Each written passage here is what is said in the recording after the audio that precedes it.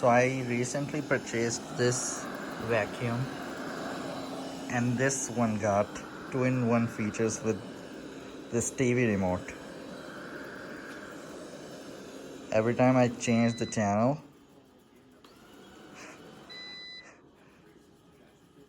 so this is what happened.